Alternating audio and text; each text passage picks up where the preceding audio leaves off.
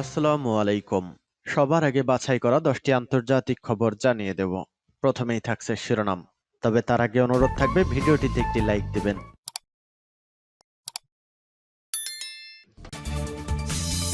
পুরোদমে ইসরায়েল ফিলিস্তিনে যুদ্ধ চলছে, জানিয়ে দিব হাতে থাকা গুরুত্বপূর্ণ আপডেট আন্তর্জাতিক সংবাদ। প্রথমেই সংবাদ শিরোনাম। এবার ইসরায়েলকে কঠোর হুঁশিয়ারি দিলেন বাইডেন। গাজার হাসপাতালে ইসরায়েলি স্নাইপারের গুলিতে নিহত 21। এরপর জানিয়ে দিব যুদ্ধ শুরুর পর ইরানের পররাষ্ট্রমন্ত্রী তৃতীয় লেবানন সফর। আমেরিকার অন্যায় সমর্থন ইসরায়েলের জন্য চরম পরাজয় বয়ে আনবে বলেছেন ইরান। আরও জানিয়ে দিব ইমরানের জয়ে যা বলছে আমেরিকা। এরপর জানিয়ে দিব এবার রাফায় হামলার পরিকল্পনা ইসরায়েলে, যে সতর্কবার্তা দিল যুক্তরাষ্ট্র। এদিকে জান্তা বাহিনীকে হারিয়ে রাখাইনের ঐতিহাসিক শহর দখলের দাবি আরাকান আর্মির। এবং সর্বশেষ জানিয়ে দিব টাকার কালসনকে সাক্ষাৎকার দিলেন পুতিন। ইউক্রেন দ্বারা সংগঠিত যুদ্ধ বন্ধ করায় রাশিয়ার লক্ষ্য। শুনছিলেন সংবাদ শিরোনাম, এখন বিস্তারিত। তবে অনুরোধ থাকবে ভিডিওতে একটি লাইক করে দিন এবং কমেন্ট করে জানিয়ে দিন আপনার মূল্যবান মতামত। এবার ইসরায়েলকে কঠোর হুঁশিয়ারি দিলেন বাইডেন। গাজার হাসপাতালে ইসরায়েলি স্নাইপারের গুলিতে নিহত 21। গাজার খান ইউনিসে ইসরায়েলি স্নাইপাররা নাসের হাসপাতালের বাইরে অন্তত 21 জনকে হত্যা করেছে এবং চিকিৎসা কর্মীদেরও লক্ষ্যবস্তু করা হয়েছে। গত 24 ঘন্টায় প্রায় 107 জন ফিলিস্তিনি নিহত এবং 142 জন আহত হয়েছে। মধ্য গাজায় একটি আবাসিক এলাকায় বোমা হামলার পর বিপুল সংখ্যক মানুষ নিহত হয়েছে বলে জানা গেছে। বেসামরিক প্রতিরক্ষা সদস্যরা তাদের লক্ষ্য করে ভারী গোলাবর্ষণ এবং গোলাগুলির কারণে ঘটনাস্থলে পৌঁছাতে পারেনি। ধ্বংসস্তূপের নিচে বহু মানুষ চাপা পড়েছে বলে ধারণা করা হচ্ছে। দক্ষিণ খান ইউনুস শহরের নাসের হাসপাতালের চারপাশে ইসরায়েলের নতুন হামলার প্রবণতা দেখা গেছে।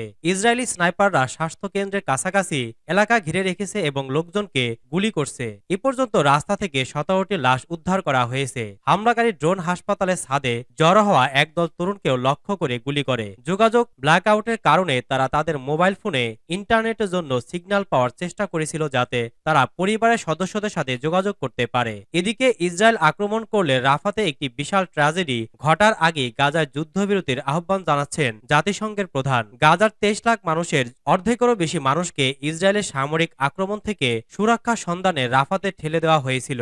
মহাসচিব অ্যান্তনিও গুতেরেস বলেছেন, তারা পানি, বিদ্যুৎ এবং পর্যাপ্ত খাদ্য সরবরাহ ছাড়াই অস্বাস্থ্যকর পরিস্থিতিতে জনাকীর্ণ অস্থায়ী আশ্রয়কেন্দ্রে বসবাস করছে। 7 অক্টোবর থেকে গাজায় ইসরায়েলি হামলায় কমপক্ষে 27,947 জন নিহত এবং 67,459 জন আহত হয়েছে। 7 অক্টোবর হামাসের হামলায় ইসরায়েলের মৃতের সংখ্যা দাঁড়িয়েছে 1139। যুদ্ধ শুরুর পর ইরানের পররাষ্ট্রমন্ত্রীর তৃতীয় লেবানন সফর। আমেরিকার অন্যায় সমর্থন ইসরায়েলের জন্য চরম পরাজয় বয়ে আনবে বলেছেন ইরান। ইহুদিবাদী ইসরায়েল ও এর যুদ্ধবাজ প্রধানমন্ত্রী বেনিয়ামিন নেতানিয়াহুর প্রতি সমর্থন অব্যাহত রাখার ব্যাপারে মার্কিন যুক্তরাষ্ট্রকে সতর্ক করে দিয়েছে ইরান। তেহরান বলেছে, এ ধরনের অন্যায় সমর্থন ইসরায়েলের জন্য চরম পরাজয় ছাড়া অন্য কোনো ফল বয়ে আনবে না।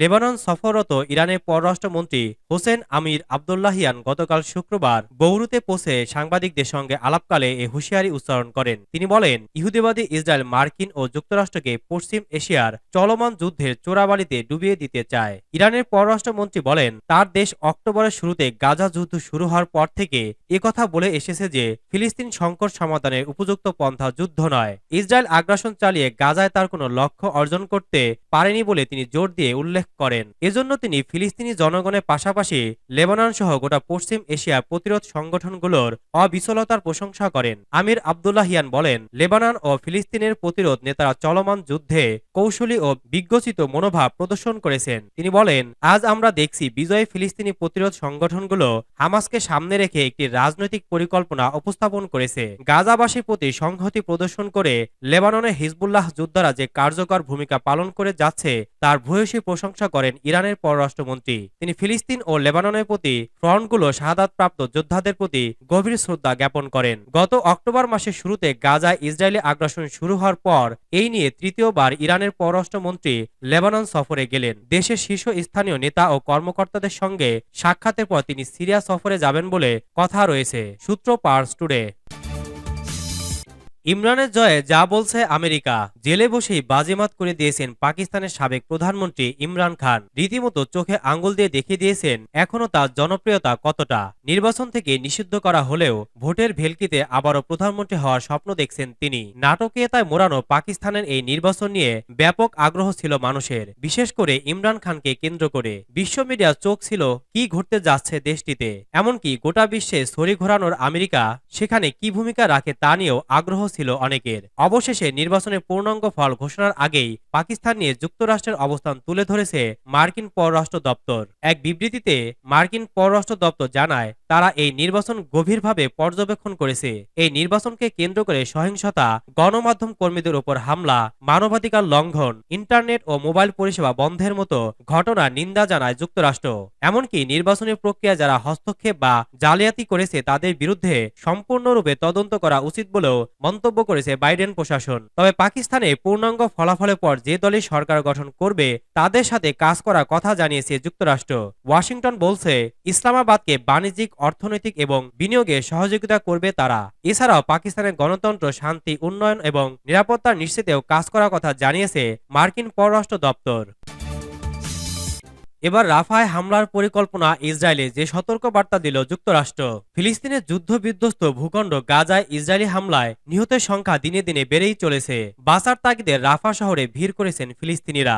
এবার মাত্র 151 বর্গ কিলোমিটার এলাকার এই অঞ্চলটিতে হামলার পরিকল্পনা করেছে ইসরায়েল। শুক্রবার যুক্তরাষ্ট্র সতর্ক করে বলেছে, জনাকীর্ণ শহরটিতে ইসরায়েল বড় মাত্রার অভিযান চালালে তা বিপর্যয়কর হবে। খবর আল জাজিরার। প্রতিবেদনে বলা হয়েছে, রাফাকে আগে নিরাপদ অঞ্চল বলে আখ্যা দিয়েছিল ইসরায়েল। সেখানে এখন প্রায় 14 লাখ ফিলিস্তিনি রয়েছে, কিন্তু সেখানেও বিমান হামলা এবং ট্যাঙ্ক থেকে হামলা চালিয়েছে ইসরায়েলি বাহিনী। এমনকি সেখানে স্থল অভিযানের প্রস্তুতি নেওয়ার খবরও জানা গেছে। এমন এক সময়ে যুক্তরাষ্ট্রের সতর্কতা এলো, ঠিক একই সময়ে জাতিসংঘ মহাসচিব অ্যান্তনিও গুতেরেস বলেছেন, গাজার প্রায় 23 লাখ বাসিন্দার অর্ধেকের বেশি এখন রাফা শহরে ভিড় করেছেন, কারণ কোথাও তাদের যাওয়ার জায়গা নেই। এমনকি বাস্তুচ্যুত এই মানুষদের শুধু ঘর নেই তাই নয়, তাদের কোনো আশাও নেই। আল জাজিরার প্রতিবেদনে আরো বলা হয়, গাজার খান ইউনুসের নাসের হাসপাতালের বাইরে ইসরায়েলি স্নাইপারের আঘাতে অন্তত 21 জন নিহত হয়েছেন। হামলার লক্ষ্যবস্তু ছিল চিকিৎসক ও স্বাস্থ্যকর্মীরা।